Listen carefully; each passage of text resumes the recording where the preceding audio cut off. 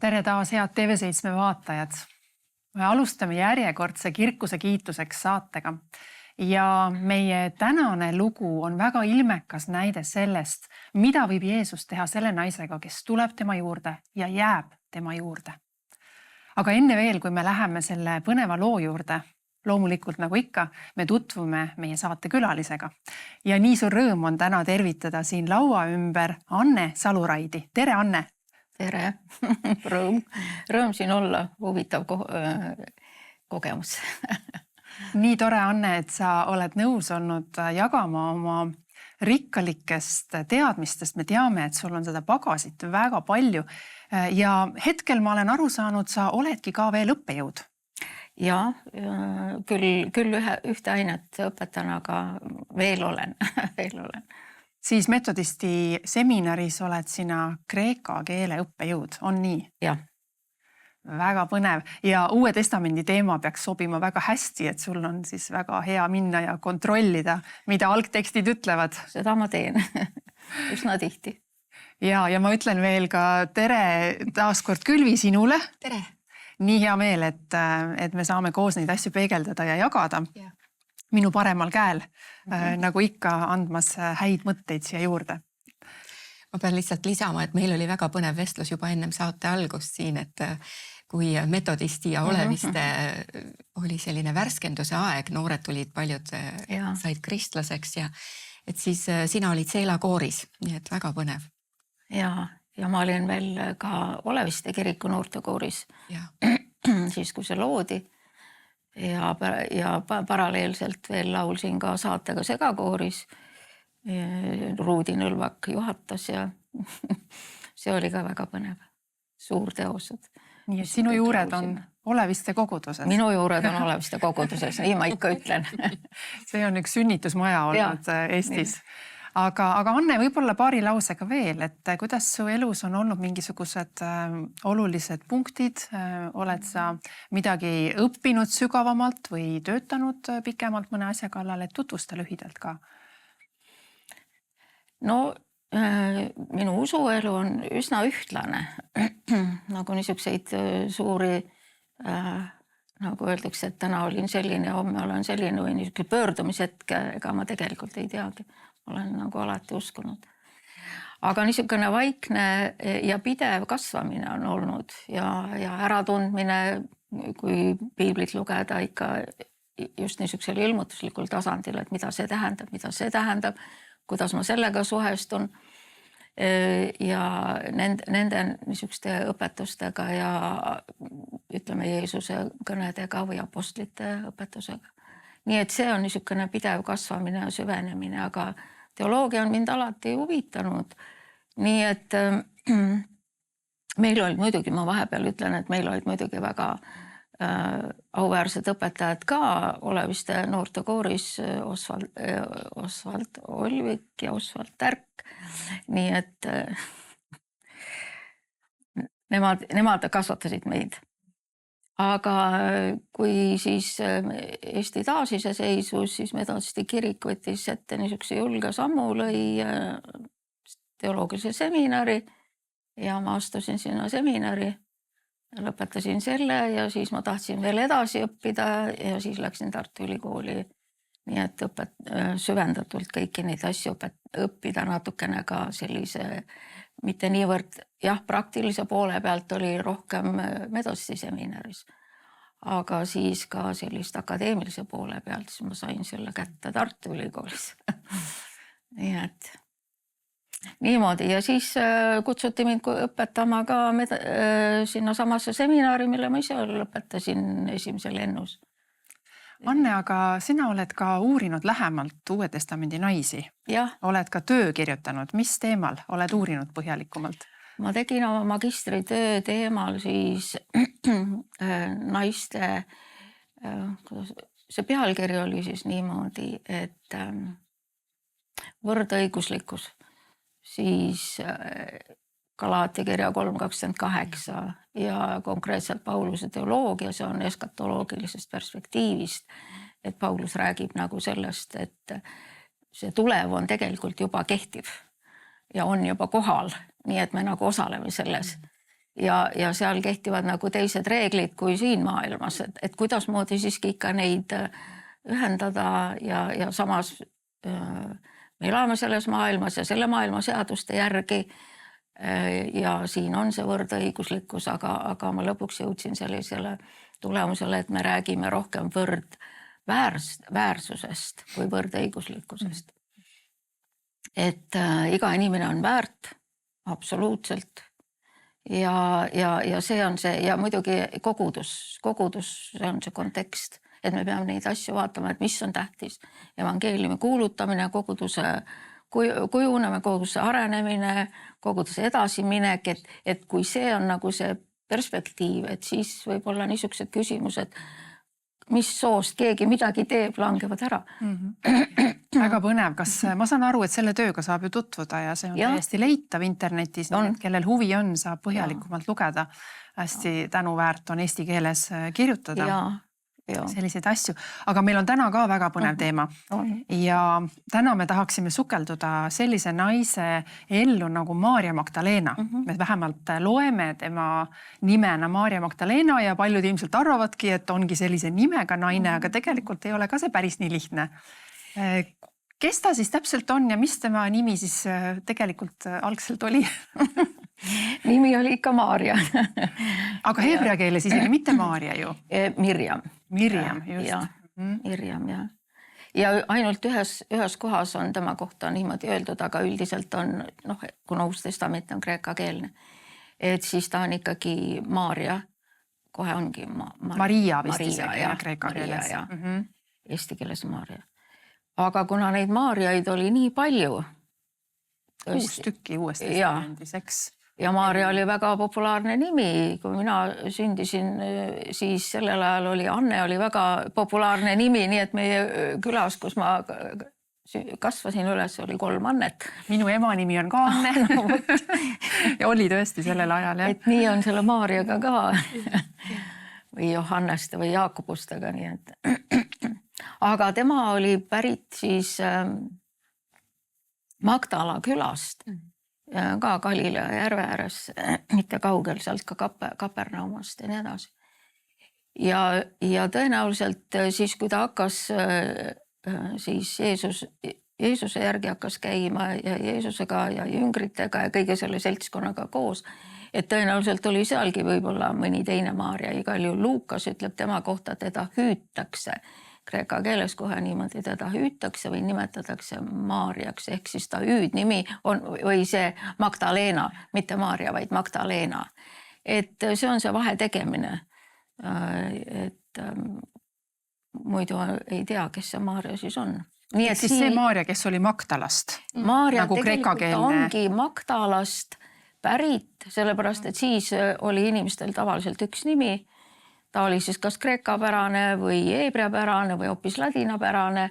See sõltub näiteks nagu Paulus ka. Ta jäi ju ikkagi Sauluseks, aga kuna ta suhtles ju väga palju just mittejuutidega, siis ta oli rohkem nagu ladinapärane Paulus. Ja nii, aga ta oli pärit siis Magdala külast.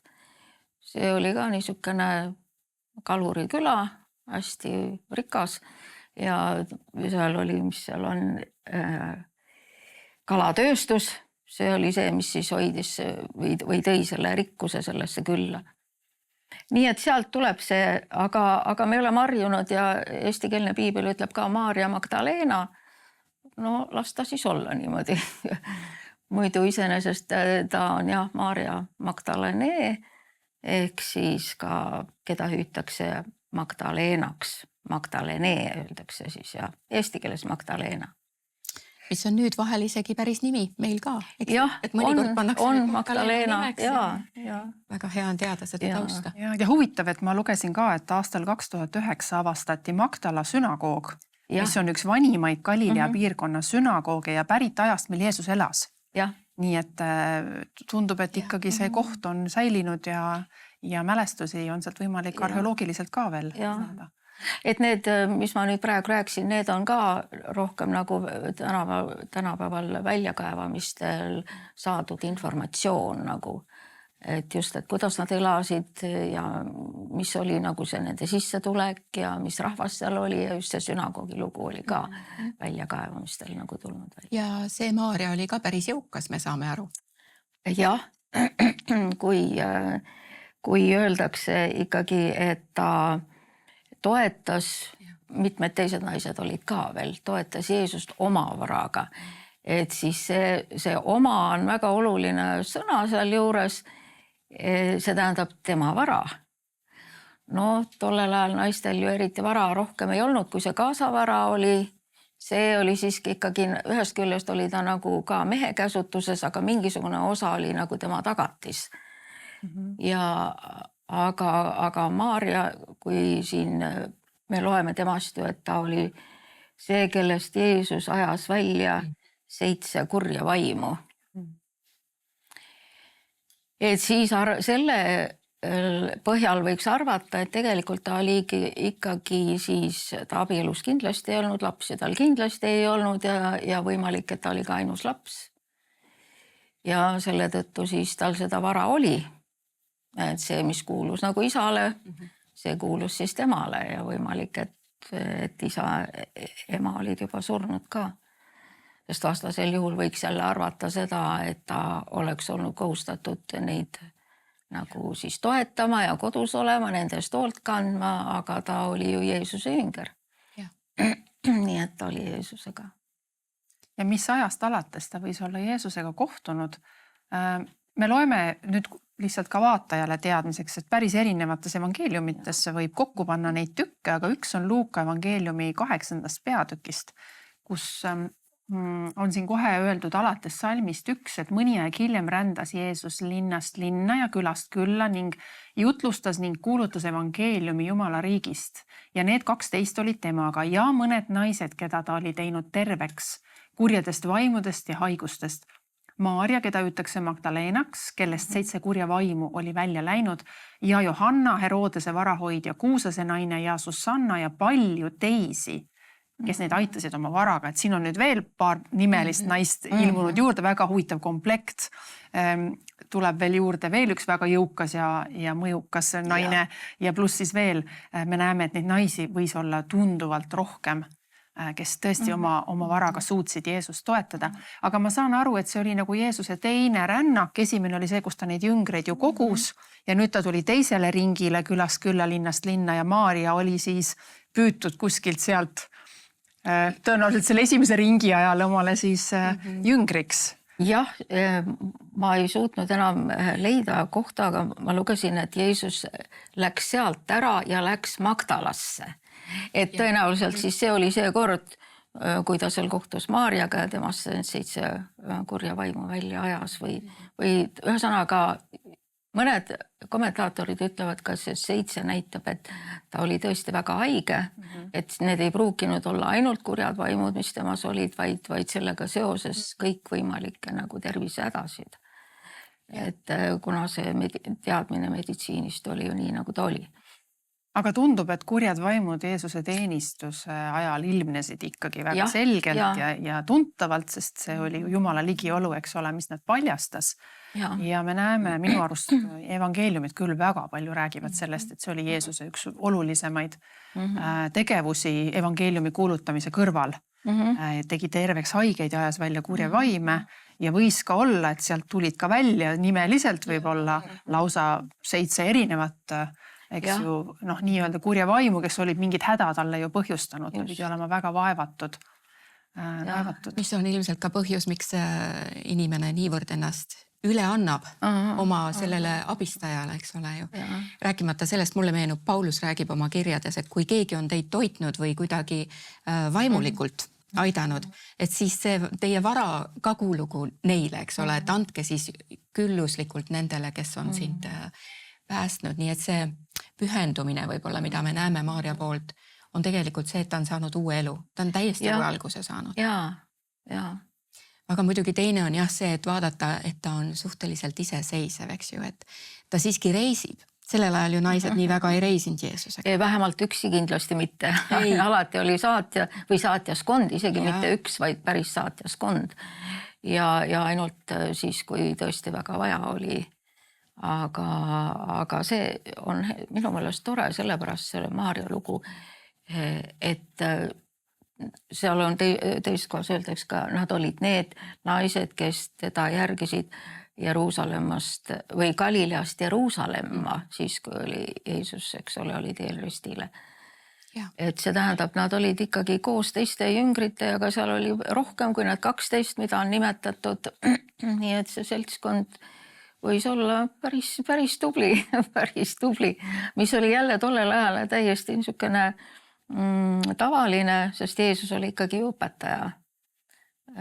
Ja Maarja ju hüüab teda ka, siis kui Jeesus on juba üles tõusnud, ütleb, et kus te olete pannud minu issanda. Et see on huvitav selles mõttes, see on Johannese evangeeliumis ja ma vaatasin ja Johannese 20, 11, 16, et kus te minu issanda olete pannud ja teine on, kui siis Jeesus ütleb Maarja, siis ta ütleb Rabuni, mis tähendab ju tegelikult minu õpetaja. Et see näitab juba, et tegelikult ta ennast täielikult tunnetas ja Jeesuse õpilasena ikkagi. Aga kui muidu rabid nagu jalutasid oma õpilastega ringi või käisid, siis need olid ju meesõpilased. Et Jeesusel oli siis ka hulk ikkagi naisjärgijaid ja naisõpetajaid. Kas see oli siis tavapärane või mitte tavapärane? Kindlasti mitte tavapärane, kindlasti mitte tavapärane. No Jeesus iseenesest oli juba värvikas kuju selles mõttes ühiskonnas või juutide hulgas, et ta ju rikkus nende arvates palju reegleid. Ja muidugi, kui öeldakse, et ta toetas nagu Jeesus, siis see tähendab seda, et tegelikult ka tema jüngreid, et alati Jeesuse juurde tulevad ka tema jüngrid ja võib-olla veel mõned tuttavad, võib-olla niimoodi. Põhimõtteliselt laiendab Jumala kuningriiki ja sõna levikut, eks ju. Kui nagu vaadata naistesse suhtumist üldse, siis tegelikult, nagu sa saate alguses kohe ütlesid, et sa oma kirjatöös või lõputöös ka jõudsid tulemuseni, et meil on küll erinevad võib-olla rollid või nii-öelda õigused, aga meil on ühine väärtus ja vot see oli, mis kuidagi oli täiesti uudne Jeesuse puhul. Ja sellepärast, et Jeesus tuli päästma kogu maailma, kõiki inimesi. Kõik inimesed, kõikide inimeste väärtus on ju tegelikult Jeesuse ristisurma väärtus. Et selles mõttes siin ei saa seda eraldada, et sooliselt kõige vähem, aga ka mitte hierarhiliselt, võib-olla mitte lapsi ega naisi ega mehi või kuningaid ja orje, kõik. Tähendab, see ongi huvitav tegelikult, et iga inimese väärtus ei seisne mitte tal on ka väärtus Jumala silmis, aga see väärtus on Jeesuse Kristuse surma hind. Ja see on ju üks, see on ju võrdne. Et nagu see on see võrdsus tegelikult, mis inimeste vahel nagu on või ka soolises mõttes. Ja selleks ajaks ajaloos siiski ütleme, rabide suhtumine oli enam-vähem nii, et mehe sõna loeb ja naiste sõna nii väga ei loe. Ikka. Ja lapsed olgu vait ja pigem silma alt ära, ja Jeesus ütleb ei. Ta põhimõtteliselt tõmbab selle joone täiesti teise kohta, et need, kes on minu loodud, need kuuluvad mulle. Ja ta räägib võib-olla esimest korda otse niimoodi naistega ja ma arvan sellepärast see naiste väike hulgake järgneski, et teised rabid võib-olla ei osanud selle pealegi tulla, et naisi õpetada. Aga äkki ei olnudki väike hulgake, äkki oli suur hulgake. Ei olnudki väike. Mina kahtlustan, et neid naisi võis seal olla päris palju. No esimene juhtum, mis oli ju, Johannes kirjutab Samaaria naisest, eks, jüngrid olid väga ehmatanud, millega sa tegeled.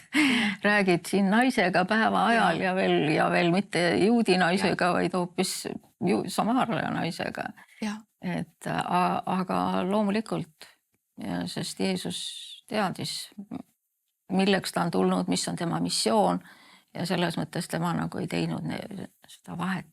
Teine asi, mis mulle hästi jäi silma, on see, et Maarja Magdalena ja need teised naised ei ehmunud ära, kui Jeesus läks ristile sellisel viisil võib-olla kui mõned jüngrid.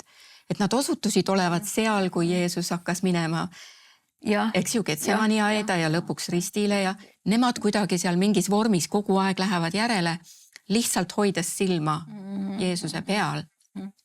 Ja nad on ka esimesed kokkuvõttes siis, kes sinna hauale lähevad.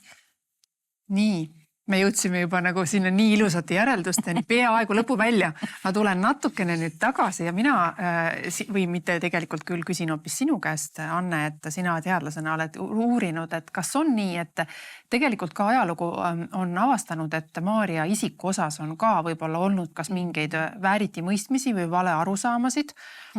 Et kuidas on Maarjat mõistetud läbi ajaloo ja mina jõudsin ka sellise infoni, et teadlased on ka lähemalt uurimas tõenäosust, et Maarja võis ka olla üks algkoguduse juhtidest.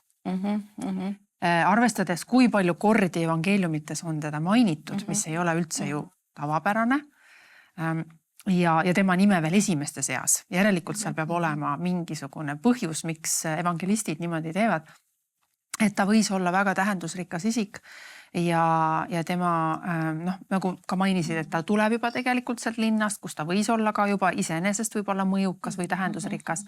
Aga et mida me Maarja kohta võiksime tegelikult väita sellist, mida äkki siiamaani paljud lugejad üldse ei olegi osanud arvata? No üks väga huvitav siis info on, et kirikuisa, kes 2.–3. sajandi vahetusel elas Origenes, tema on siis nimetanud Magdalenat ehk Maarja Magdalenat apostlite apostliks, mis on suur üllatus. Sellepärast, et ja ta põhjendab seda, et kuna Maarja nägi esimesena üles tõusnud issandat ja viis selle sõnumi apostlitele ja see on jälle Johannese evangeeliumis ja kui lugeda neid erinevaid Matteust, Markust, Luukast ja sinna juurde Johannes, siis ongi huvitav, et Johannes räägib Maarjast väga detailselt asju, mida teised nii väga ei puuduta nagu. Ja Helen Bond, üks siis ka Uue Testamendi uurijaid, kirjutab, ida kiriku traditsioon peab Maarja Magdalenat tagasihoidliku ja vaga naisena, kes Jeesuse ülestõusmise hommikul tema haua juurde minnes võttis kaasa võidehõli. Ja ta oli Jeesuse naisjüngritest kõige silmapaistvav. Ja idakirikus ongi ikoonidel siis Maarja Magdalena vasakus käes alabaster võidehõliga. Ja siis on arvatud ka veel, et kuna on see naine, kellel ei ole nime, kes Jeesuse jalgu ka võidis, et tema kohta on öeldud ainult, et ta oli patune naine, kes tuli siis sinna söömajale ja sinna kokkutulekule. Ja rohkem ei ole tema kohta midagi öelnud, aga ometigi ta võidis mürriõliga, mis oli ju väga kallis, siis tal pidi seda rikkust olema, et seda osta. Ja siis on arvatud, et võib-olla on see olnud Maarja Magdalena. Või siis ka, et on siis Marta ja Laatsaruse õde, aga see on ilmselgelt, et Johannes ütleb konkreetselt, et see oli ju Maarja, kes ka tegelikult siis Laatsaruse ja Marta õde, kes siis Betaanias Jeesuse jalgu ka nardisalviga võidis. Nii et on kaks niisugust naist, keda siis on seostatud, et need võisid olla siis võib-olla, aga see ei ole ikka, nad on erinevad naised. Ja Maarja Magdalena oli siis Jeesuse jünger ja tema toetaja ikka, see on ka väga selgelt tuleb välja, et nagu. Ja piibel ju otseselt ei toeta seda mõtet, et Maarja Magdalena oli prostituut. See on tulnud pigem ainult inimlikest järeldustest. Ja. Kust need järeldused tulnud on? Siin on ka tegemist siis alles tegelikult 7. sajandil Rooma paavst Gregorius Suur. Ja tõenäoliselt tema kavatsused olid head, et ta pidas siis 2 jutlust, kus ta tõi siis näitena, kuidas inimene täiesti ekstreemsest olukorrast, kuidas Jeesus päästab ja kuidas inimene pöördub ja saab täiesti uueks ja tõi näitena siis Maarja Magdalena, mis tähendab seda, et ta pidi siis ikkagi ise arvama, et ta oli prostituut. Ja sealt nagu siis kuidagi see on edasi läinud Lääne kiriku ka kunsti ja kirjandusse ja arusaamisesse, aga tegelikult see ei pea nagu paika ka. Ja, no teine põhjus, miks nad ütlevad, et seda on ka lihtne teha küllaltki on, et nad on nii lähestikku. Jalgul on naine nimetu, kes oli patune, ka rikas.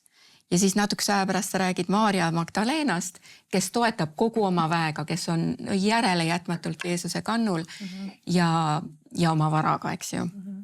Ja on ka see kirjakoht, eks ju, kus Jeesus ütleb, et kes siis mind armastab rohkem, kas see, kellele ma annan rohkem patte andeks või mitte. Loomulikult see, kellele sa annad rohkem patte. Et selles mõttes, kas tõsi või mitte, aga ma saan aru, miks Gregorius seda tegi, on see, et selle loo, kui sa paned niimoodi kokku, siis sa mõtled, kõik on võimalik.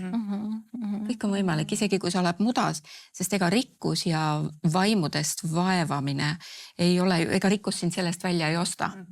Et rikkus on midagi, mis on eraldiseisev. Kui sa kannatad kogu oma rikkusega ka. Aga et sealt tuli. Aga tõesti, üldjuhul ei öelda vaimust vaevatud, see ei tähenda, et sa oled prostitud. See võib küll viia sind sinna, aga ütleme, et ma usun ka, et see, mis sa ütled, on õige, et pigem on see haigused ja vaev, tõeline vaev, kus sul ei ole elu, ei kuulu sulle endale võib-olla. Aga see arutuskäik oli väga, väga hea, just ma mõtlen, kui tulla selle Gregorius Suure juurde, et tema võis just täpselt niimoodi arutledagi ja iseenesest mõte oli ju hea. Just. Kuulutada siis kogudusele. Panna kokku kaks inimest ja näidata. Ja keegi kuskil ütles, et sellest oligi tegelikult tema ajal tehtigi stiil. Et tuuagi mingisugused asjad kokku, mis omavahel hästi voolavad, aga mida sellel ajal teati võib-olla, et see ei ole nüüd üks ja sama inimene. Aga tõsi on see, et Jumal saab teha kõike, eks ju. Aga jah, et kes uurib, siis tasub algallikate juurde minna ja algkogudus seda ei uskunud. Just iseenesest Magdalena lugu on ju see, et tal ei olnud mingit perspektiivi elus. Mitte mingit perspektiivi, ei tervise osas, ei elus, et ta midagi võiks kindlasti sõpruskondagi polnud, kes sedagi teab. Nii et ta oli põhimõtteliselt ära lõigatud, aga... Üksik naine, eks? Üksik naine, ja vaevatud. Aga Jeesus on tema elu pööranud täiesti teise suunda, vabastanud teda ja nii et nagu... Kuskil algallikates rääkis ka seda, vähemalt legend on, et ta kuulutas julgesti evangeeliumi keisrile. Et temast endast olevat saanud ka, arusaadav tegelikult, kui ta näeb üles tõusnud Jeesust, näeb ära pööratud kivi, me ei ole veel sinna, võib-olla sa tahaksid isegi lugeda, aga et ta oli väga julge kuulutaja hiljem ise. Ja tõepoolest, et tema oli ju see, kes läks vendade juurde ütlema, mida nemad peavad kuulutama, et sealt tuleb see apostlite apostel, mis on huvitav, et naiste rahvast Jumala vaim kasutas sellisel hetkel, et see on ikka nii tore. See on väga huvitav. See on tõesti ja see ei ole, mida piiblisse paneks, kui tahaks ise välja mõelda lugu, eks ole ju. Kindlasti mitte. Ja peab tunnistama, et me ei tea ka ühtegi naist piiblis, kes oleks olnud Jeesuse vastu võitlemas nii nagu variserid. Mitte et tahtes siin nagu midagi öelda meeste ja naiste kohta, aga me näeme, et ilmselt naised, neil ei olnud põhjust võidelda selle võimu pärast, mis nagu variseride ja seadusetundjate puhul tekkis see konflikt. Võib-olla üks niisugune mõte siia, et ega inimene on alati olnud ju oma loomult ikkagi sarnane. Et ütleme, kui mina olen tundnud huvi teoloogia vastu, eks, siis miks ei oleks võinud, ja mitte ainult üksi mina, siin on palju naisi ju tegelikult. Seminaris on ka suurem osa ikkagi naised õpivad teoloogiat. Et miks ei võinud ju siis tegelikult olla naised täpselt samuti tunda huvi selle vastu, mida siis see Toora ikkagi nagu räägib, et kuidas see on, ma tahan ise lugeda, ma tahan ise nagu mõelda või arutada kellegiga. Ja Liidia oli seal naistega jõe ääres, mille üle nad siis rääkisid, ega vaevalt, et nad ilmast rääkisid ikkagi selle üle, mis Toora räägib või mis on prohvetid või laulud. Nii et sellepärast siin ei ole nagu midagi ka erakordset või imestada, et naised ju tunnevad täpselt samuti. Ja naised kogunesid tihti ka just palveks, eks ole. Jeesus ju läks või Paulus läks ja leiab jälle naised kuskil koos palvetamas. Ja teine asi, mis on huvitav, naisi sellel ajal ilmselt need võimumängud ei puudutanud, sest nad olid sellest ringist väljas. Aga mis Jeesus nagu võib-olla kõige rohkem paneb pinnu nagu nende peale ongi see, et neid ja piibel ise, Jumala sõna ise ütleb, et nad olid kartmas, et nad kaotavad inimeste poolehoiu. Kogu aeg oli tegelikult tegemist väe ja võimu sellise tõestamisega. Ja Jeesus korraga tuleb ja lükkab nii-öelda kaart, et puhtalt sassi ja see viha nagu, mis üles tõuseb lõpuks. Siingi, et nad on kogu aeg otsivad, kuidas teda kätte saada, mis nõksuga teda nagu tõmmata. Ja muidugi, et on siis üks õpetaja, nagu Jeesus oli, rabi, et ta nagu pöörab nendele tähelepanu, eks ole, ta on nagu huvitatud nende elust, ta aitab neid ja ta võtab neid isegi oma seltskonda. Nii et see oli midagi tolle kohta kahtlemata erakordset. Ja see tõmbas ka neid, tavaliselt olid need naised ikkagi üksikud, kas lesed või siis nagu Maarja Magdalena üksik naine, nii et ega pere kõrvalt seda ei saanud teha. Aga just. Ja ometi ütleb juba Vanas Testamendis, eks ole, et ma kallan oma püha vaimu õdede ja vendade ja naiste ja noorte ja vanade peale. Et selles mõttes fariseridel oli tekkinud mingi oma maailm, mis oli mingis mõttes Vanas Testamendist juba võõrdunud, eks ju, kui sa mõtled, et Jeesus ei tulnud ju täiesti uue seaduse sättega. Ta tõi ellu selle, mis oli ammu kirjutatud. Jah, eks siis teisiti võiks öelda ka niimoodi, et nagu avas selle või mis see tegelikult tähendab, eks ole, et seal ei ole neid mitmeid tarasid ümber, mis siis nagu kaitsevad seda püha seadust, vaid see püha seadus on selleks, et seda uurida, selleks, et seda elada. Ja purustada isegi barjääre ja müüre ja tuua vabadust paljudele. No mis mind selle loo juures kõige rohkem nagu ikkagi hämmastab ikka jälle on see, et mitte niivõrd me ei räägi siin sellest naisest, me räägime siin ju Jeesusest. Et Jeesus tuleb ja vabastab su sellisest lootusetusest, pimedusest, ängist, piinast.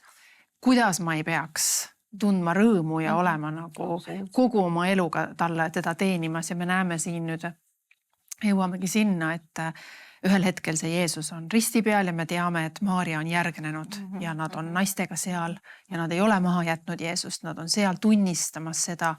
Me ei kujuta ette seda hetke, mida nad pidid üle elama, nähes seda piina ja surma. Me näeme seda, kuidas Maarja Magdalena ja teine Maarja istusid haua vastas, kui Joosep Arimaatiast ja Nikodeemus Jeesuse ihuhauda asetasid. Nad tunnistasid seda, nad vaatasid, kuhu ta pannakse. Ja me näeme seda, kuidas nädala esimese päeva hommikul tuli ta koos teise Maarjaga hauda vaatama. Võib-olla, et kas see surnu võidmine jäi näiteks meestel pooleli, et ma sain aru, et see kogus, mis Nikodeemusel oli, võide, õli, aaloed ja mürri oli umbes 30 kilo, mida on nagu väga palju. Et võib-olla korraga seda ei jõutud ära kasutada, et kui naised läksid hommikul teda võidma, võib-olla oli see, et oli vaja jätkata, eks ju, et sul oli see ülesanne. Aga milline pühendumus hoolitseda lahkunu eest siis ka, eks ju, kui ta juba on olnud hauas ja siis saada tunnistajaks suurele maa värisemisele, issanda ingli laskumisele taevast, eks ole, kes veeretab selle kivi kõrvale, istub selle peale. Nüüd väikesed pisikesed nüansid on erinevates evangeeliumites, aga me näeme, et need lõpuks ei ole omavahel vastuolus lihtsalt, kuidas keegi mida tahab rõhutada ja mismoodi keegi just nägi, et tema tahaks selle sõnumi edasi anda. Aga on, kui lugeda, eks ju, siis on näha, et natukene üks kirjeldab midagi ühte ja teine kirjeldab midagi teist. Valvurid, kes kukkusid hirmust maha nagu surnud, ma loen praegu Matteuse evangeeliumi teksti. Aga ingel pöördus naiste poole ja ütles, teie ärge kartke. Nii tore. Ma tean, et te otsite risti löödud Jeesust. Teda ei ole siin, ta on üles äratatud nõnda, nagu ta ütles. Tulge vaadake paika, kus ta magas ja minge kiiresti öelge tema jüngritele, et ta on üles äratatud surnust. Ja vaata, ta läheb teie eele Galileasse, seal te saate teda näha. Ja nii edasi see lugu. Ja siis me teame, kuidas seal Maarja, eks ju, jäi vaatama ja nutma ja pöördus ringi ja kohtus enne selle arusaamatult Jeesusega. Milline kohtumine? Muidugi see, et kui mõelda nagu just seda Maarja Magdalena lugu, et tema on ju see väga oluline, teda on, ütleme, Jeesuse ema Maarja on nüüd see kõige olulisem, aga ütleme järgmisena võiks nimetada Maarja Magdalenat. 12 korda nimetatud teda ja välja toodud, et isegi Pauluse kaastööline Priska ei ole nii tähtis tema kõrval. Tal on teised ülesanded. Aga siis ma mõtlen, et ta pidi olema ka ikkagi väga, kuidas see, noh, et ütleme, kui õpetaja ütleb, et ta on üks tubli õpilane, et siis ta pidi ka tõesti seda olema ja asjadest nagu aru saama. Ja. Et omavahelised vestlused ju nendel ju tee peal olid ja kui nad istusid kuskil maha, ega nad lihtsalt vaikides ei käinud. Sellepärast, et tundub, et kuidagi nagu inimlikult nagu hingesugulus mingisugune, et tõepoolest üks naine niimoodi mõistab ja järgib ja püüab ja on tema ligi kogu aeg, et ta ütleb just, nad on minu issand ära viinud. Ja minu õpetaja, et ühest küljest ka Maarja on väga mures selle pärast, mis nüüd edasi saab. Kui tema õpetaja on surnud, mis nüüd edasi saab? Tema ja rabi on ju vaimne juht ka, eks, keda nüüd järgida. Aga siis Jeesus ütleb, ei, nüüd kõik algab. Ja. Ja see Jeesuse ütlus Maarja ja on öeldud, et mitte iialgi ei ole ühte ainsasse sõnasse mahutatud nii palju emotsioone, mida võis kogeda, eks ju, Maarja, kelle jaoks Jeesus oli kogu tema elu. Me näeme seda, et Jeesus oli kogu tema elu. Ühel hetkel see kõik kadus su sõrmede vahelt, oli meeleheide ja siis tuleb uuesti see uus elu, ja ta on välja valitud kuulutama seda apostlitele. Et see... Jah, see on ka tõesti, et mine nüüd ja ütle Peetrusele ja ütle sellele Jaakobusele ja kes nad seal kõik on, Andreasele, et ma olen näinud, mitte lihtsalt, vaid ma olen tõesti ise oma silmaga näinud, Jeesus on üles tõusnud surnuist. Milline eesõigus. Ja nemad peavad uskuma. Ja nemad peavad uskuma. Kohtus tegelikult ei kaalunud, poole eest heal juhul, eks ju, võib-olla. Ei kaalunud üldse midagi. Ja võib-olla siin tasub mainida ka, et vot selles suhtes, see on tõesti niivõrd imeline sõpruse ja jüngri ja rabi või mastery, siis sellise suhtest on muidugi siis tehtud nüüd filme ja kõiksuguseid evangeeliumi ja asju, mis on väga ära rikkuda püüdnud seda suhet, et kui keegi on vaadanud neid filme, et või neil oli omavahel suhe või lapsed. Ja isegi on vist üks Maarja Magdalena nii-öelda evangeelium leitud, kus... Ja on olemas täiesti, on olemas küll. Et lihtsalt teada, et sellest on kirjutatud asju, mida piibel kindlasti ei kinnita, et nagu Jumala sõna nagu hoida au sees ja võib-olla lihtsalt näha taas seda, kuidas vaenlane ründab eelkõige seda, mis on püha. Mis on kõige ilusam, sest et nüüd naise ja mehe suhe sarnane, nagu meil on öeldud, koguduses võiks olla. Vaadake oma õdede peale, nagu nad ongi teie õed Kristuses. Või vaadake vanemate naiste peale, nagu nad oleksid sinu ema.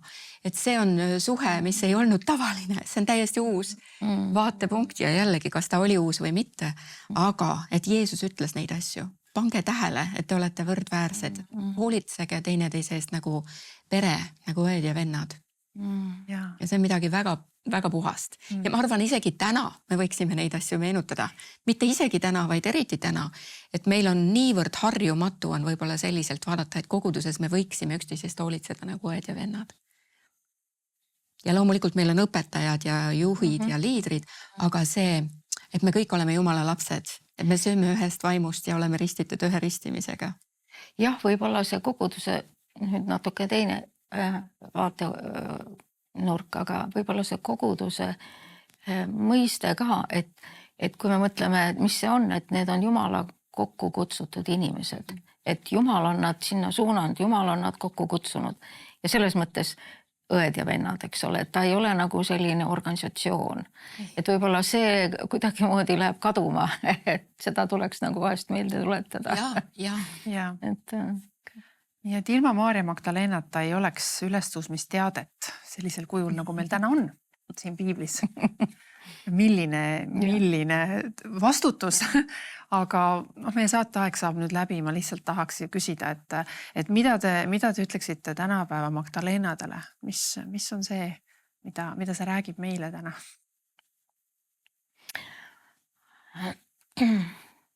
No ikkagi, et miski ei ole võimatu, kui tulla Jeesuse juurde. Et ei ole selliseid olukordi, mida Jeesus ei võiks lahendada. Ja sõna otses mõttes anda nagu uue elu, täiesti uue lehekülje lasta pöörata. Nii et see oleks nagu see minu meelest, mida Maarja Magdalena loost võiks välja lugeda. Ja. Mu esimene mõte on võib-olla see, et tegelikult me oleme kõik kutsutud Maarja Magdalenadeks. Abielus või mitte, vaevatud või mitte, sellisel kujul meil on igalühel omad vaevad.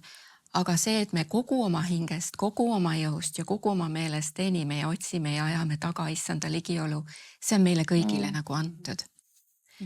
Võib-olla oleks saade ka ebatäiuslik, kui me unustaks siis ütlemata, et teine nimi, mis on öeldud, on, et Maarja Magdalena oligi kõige esimene evangelist. Et tema oli siis see, kes ütles, Jeesus on üles tõusnud.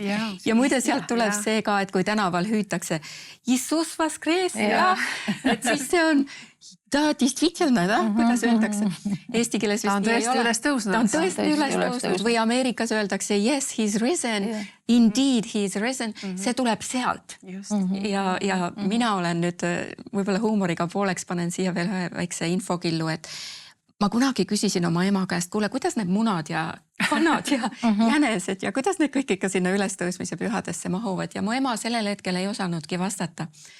Aga ma avastasin, et tegelikult pannakse Magdalenat vahel ka ikoonide peale sellise punase munaga nagu. Et paastu ajal sa ei söönud ju mune, aga kanad ju munevad. Nii tekkis üliküllus, nii et tihtipeale siis, kui see ülestõusmispüha oli, siis muna oli külluses. Ja siis neid hakati kinkima ja värviti punaseks, et see on veri on valatud meie eest. Ja ma mõtlesin, et selles saates võiks selle välja öelda, et see ei olegi nii mõttetu või nii tähendusetu. Jänesed jäävad välja, ma proovisin jäneseid ka, need kuskilt ei tule esile. Aga see, et kanamune oli ja see oli nagu, et nüüd me võime süüa ja me võime pühitseda, et Jeesus on üles tõusnud, sest elu murdis koore. Just. Amen. Ta tuli surnud hauast välja. Wow. Ja. Nii et meil on, kuidas seda asja nagu tõlgendada ja mõelda ja see on tõesti üks imeline lugu. Aitäh. Mul on tunne, et ma selle mõttega tegelikult lõpetakski selle saate. Aitäh, Anne, et sa jagasid, hästi põnev oli ja ma usun, et televaatajad said väga palju uut mõtteainet, mis on õnnistuseks, mitte lihtsalt intellektuaalselt teadmiseks, aga selleks, mis õnnistab tõesti meie Jumala sõna uurimist. Nii et suur tänu veel kord, Anne. Ja me tahaksime lihtsalt omalt poolt kutsuda taas üles hea vaataja sind, loe Jumala sõna ja loe seda avatud südamega. Loe seda selle mõttega, et see on Jumala kõnetus sinule isiklikult ja vaata, kuidas see lugu hakkab lahti minema ja vaata, kuidas sõnad hakkavad sinu sees kõnelema sulle hoopis teist, mida sa võib-olla silmadega ei märka. Aga meie järgmine saade on peagi tulemas. Seniks soovin sulle õnnistatud Jumala sõna uurimist ja kohtume järgmises saates. Armas televaataja, loodan, et sul on olnud hea ja kasulik aeg meie seltsis. Toetades TV7 tööd, osaled ka ise hea seemne külvamises, mis võib olla õnnistuseks paljudele. Ole julge külvama, et ka lõikus võiks olla rikkalik. Aitäh sinu panuse eest!